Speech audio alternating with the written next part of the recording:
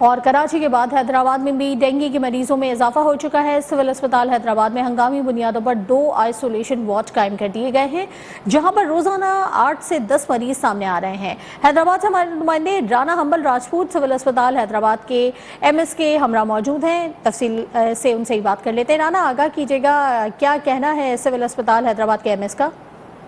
जी बिल्कुल, कराची के बाद अब हैदराबाद में भी मलेरिया और डेंगू का जो वो बेकाबू हो गया। मैं इस वक्त हैदराबाद सिविल हॉस्पिटल के अंदर मौजूद हूँ, जो इस वक्त डेंगू और मलेरिया के केसेस में इजाफा देखने में आया गया। हैदराबाद समेत मीरपुर खास और टंडोजाम और अंदरून सिंध भी के डेंगू के केस और मलेरिया के केसेस में इजाफा हो गया है। मैं इस वक्त सिविल हॉस्पिटल हैदराबाद में मौजूद हूँ, मेरे साथ AMS मौजूद है।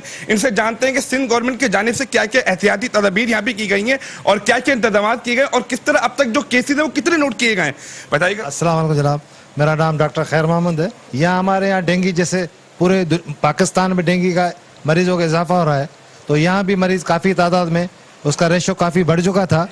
जो यहाँ के हमारे इंतजाम MS साहब इन सब ने मिलकर यह अलग आइसोलेशन वार्ड बनाए हुए हैं।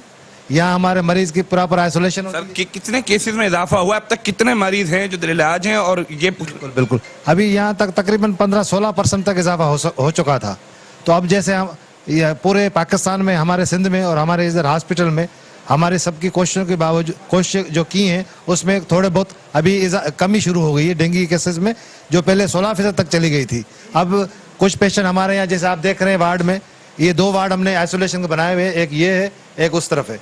तो यहाँ तकरीबन रोज मरीज दाखिल हो रहे हैं, रोज 8-10-12 मरीज दाखिल हो रहे हैं, जो पहले ज्यादा थे। पहले एक्स्ट्रा बेड लगाने पड़ते थे, दूसरे वार्डों में शिफ्ट करना पड़ता था। तो अब जो जैसे जैसे टाइम गुजर रहा है तो उसमें कमी आ रही है। मेहरबानी। जी बिल्कुल, AMS मौजूद थे। इस वक्त हैदराबाद की ये सिचुएशन है कि 480 राना हम्बल अपडेट करने के लिए।